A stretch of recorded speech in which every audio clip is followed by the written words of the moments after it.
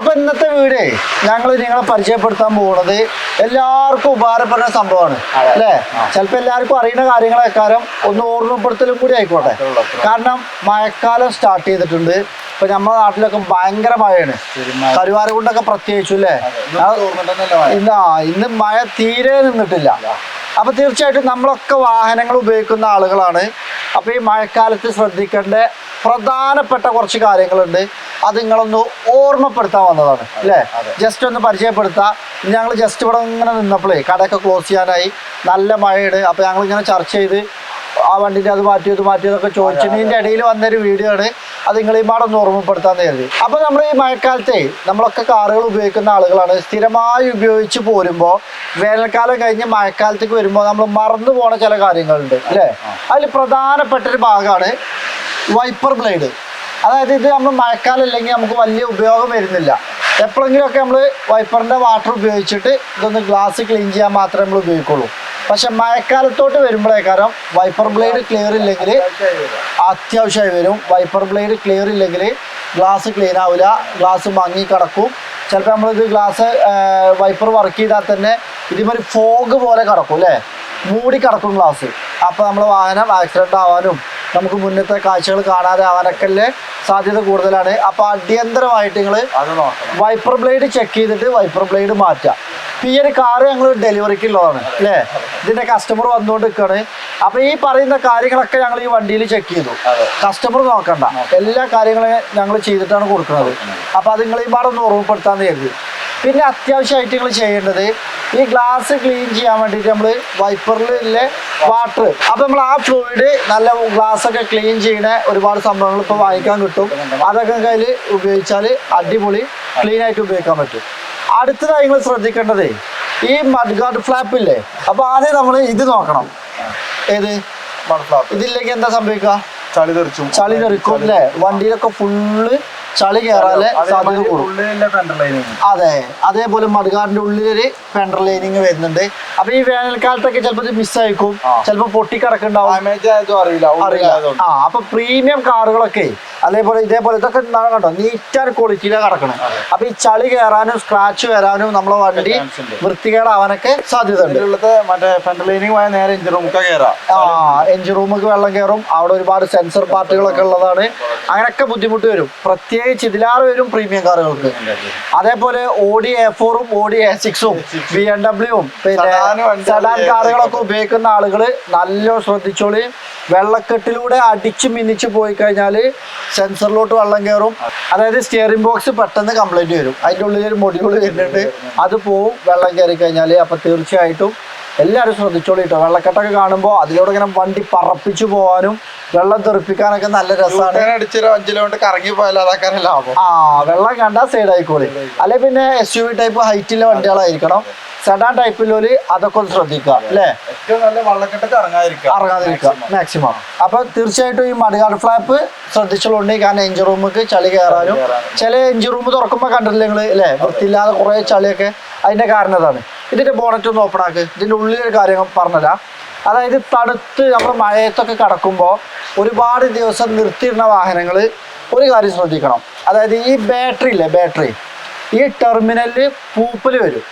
അപ്പോൾ അത് നിങ്ങളൊന്ന് ശ്രദ്ധിച്ചോളി. കുറേ കാലം നിർത്തിയിടുന്ന വണ്ടിയാകുമ്പോൾ പൂപ്പലുണ്ടെങ്കിൽ വണ്ടി സ്റ്റാർട്ടാകാതിരിക്കാനും ബാറ്ററിയിലോട്ട് ഡൈനാമിന്ന് ചാർജ് കയറാതിരിക്കാനൊക്കെ ഉള്ള സാധ്യത കൂടുതലാണ്. അപ്പോൾ തീർച്ചയായിട്ടും ഇതിൽ പൂപ്പലുണ്ടോ കാര്യങ്ങളുണ്ടോ എന്നൊക്കെ ശ്രദ്ധിക്കണത് നന്നാവും. ഇതിന്റെ ഉള്ളിലൊരു സാധനമുണ്ട്. നമ്മൾ മെയിൻ ക്ലാസ്സിൽ നിന്ന് വരുന്ന വെള്ളമൊക്കെ ഇതിൽ ഇറങ്ങിയിട്ട് ഇവിടെ നിൽക്കും. എന്നിട്ട് അതാണ് ഫ്രണ്ട് ലൈനേക്ക് ഉള്ളിലേക്കാണ് ഇറങ്ങുക. അപ്പൊ അതിന്റെ ഉള്ളിൽ ചളി എന്തെങ്കിലും കുടിച്ചു കഴിഞ്ഞാൽ നേരെ നമ്മുടെ ഡാഷ്ബോർഡിന്റെ ഉള്ളിലേക്ക് പോകും. അപ്പൊ അത് നിങ്ങൾ ശ്രദ്ധിക്കണം. കാരണം ഈ പേട് ഊരിയിട്ട് നോക്കി കഴിഞ്ഞാൽ ഇവിടെ ക്ലീൻ ചെയ്യാൻ പറ്റും.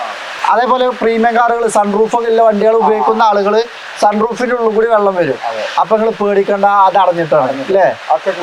അത് ക്ലീൻ ചെയ്തിട്ട് എടുക്കാൻ പറ്റും. കാരണം അതിൽ പല ഈ ഇലകളൊക്കെ ചാടിയിട്ടുണ്ടാവും, പല സംഭവങ്ങളൊക്കെ വന്ന് കാലങ്ങളായിട്ട് അടഞ്ഞു കിടക്കുന്നുണ്ടാവും.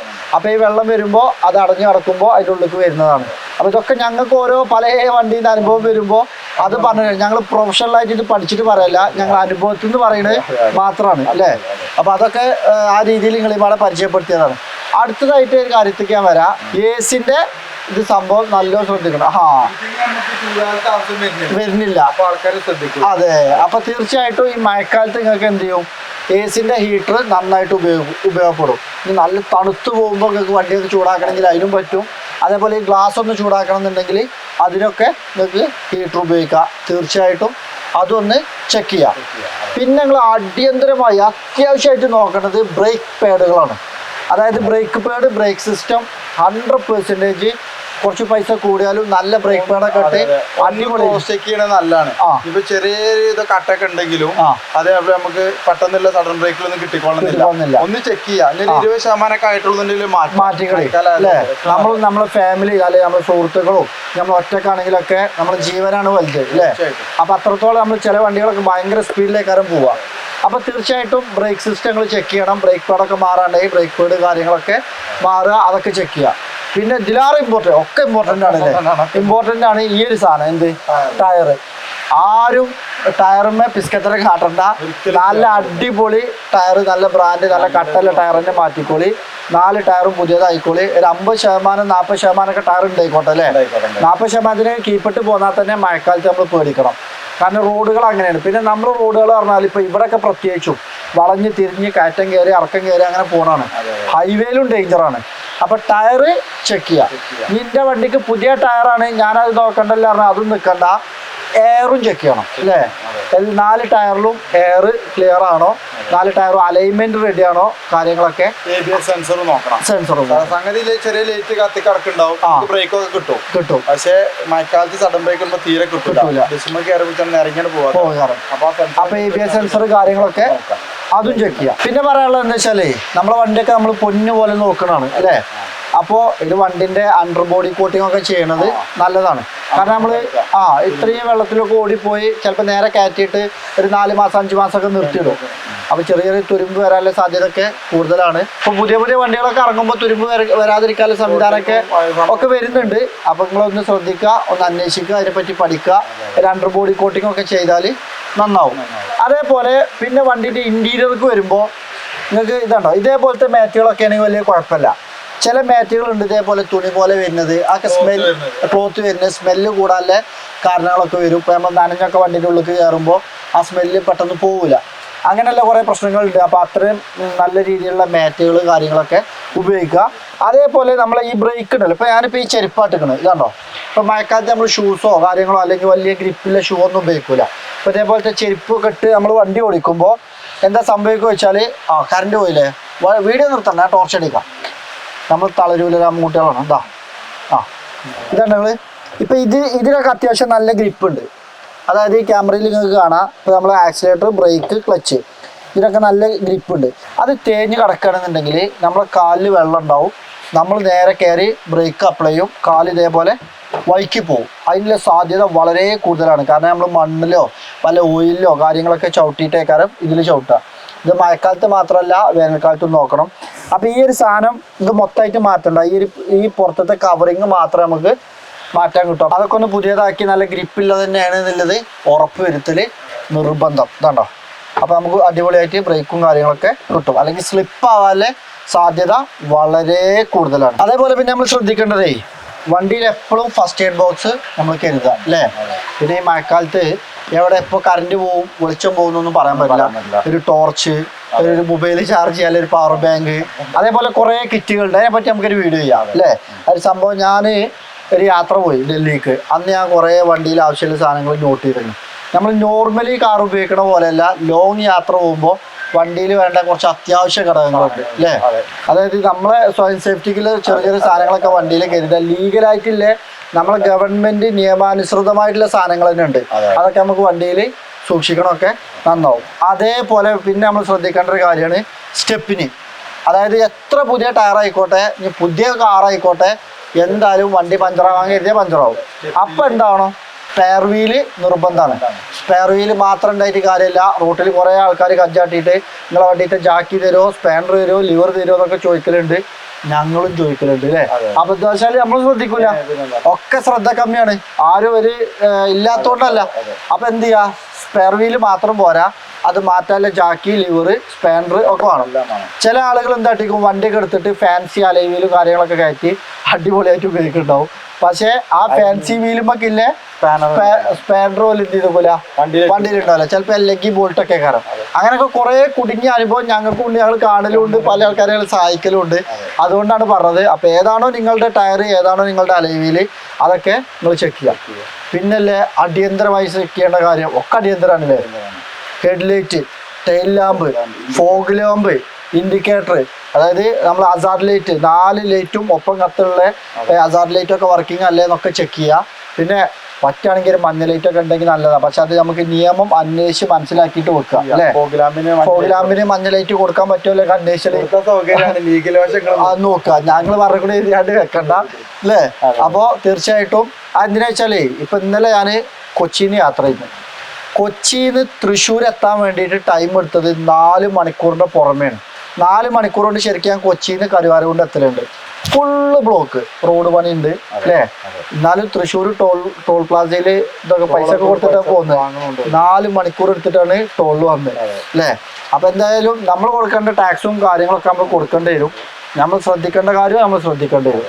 അപ്പൊ തീർച്ചയായിട്ടും അത്രയും ബ്ലോക്കും അങ്ങനെ റോഡ് പണിയും കാര്യങ്ങളൊക്കെ നടക്കുന്ന സമയമാണ്. അപ്പോൾ നമ്മൾ ലൈറ്റ് കാര്യങ്ങളൊക്കെ നമ്മൾ ശ്രദ്ധിക്കുക.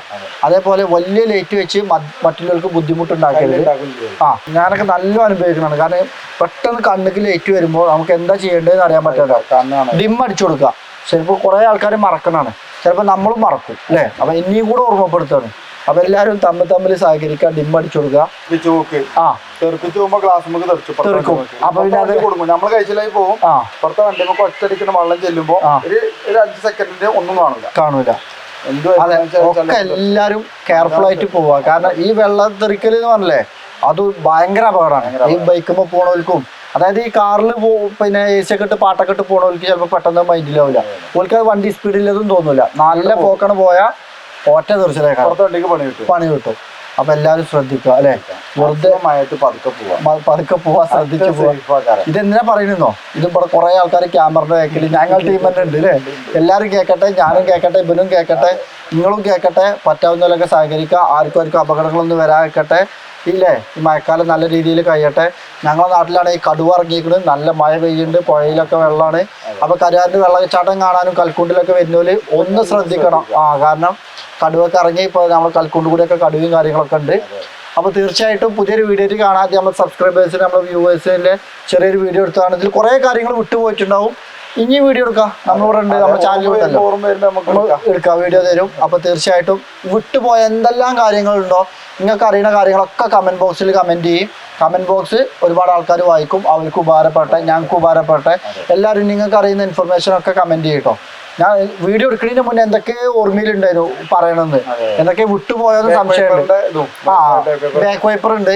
ബാക്ക് വൈപ്പർ ഇല്ല വാഹനങ്ങൾക്കൊക്കെ എന്ത് ചെയ്യുക, ബാക്ക് വൈപ്പറിന്റെ ബ്ലേഡ് കാര്യങ്ങളൊക്കെ അത് മാറ്റുക അല്ലേ. അതേപോലെ കുറെ സംഭവങ്ങൾ എന്തൊക്കെയാ പറയണമെന്ന് നമ്മൾ പിന്നെ വീഡിയോ എടുക്കുമ്പോൾ നോട്ട് ചെയ്യുക, പഠിക്കുക, അല്ലെങ്കിൽ ഇത് പറയണം അങ്ങനൊന്നുമില്ല. തുടങ്ങുക, നമുക്ക് അറിയുന്ന കാര്യം പറയാം. അപ്പൊ വിട്ടുപോയിട്ടുണ്ടെങ്കിൽ ക്ഷമിക്കണം. നിങ്ങൾക്ക് അറിയുന്ന കാര്യങ്ങളൊക്കെ ഇൻഫർമേഷൻസ് ഒക്കെ നിങ്ങൾ കമന്റ് ചെയ്യട്ടോ അല്ലേ. പുതിയൊരു വീഡിയോ ആയിട്ട് നമുക്ക് അധികം വൈകാതെ വരാം.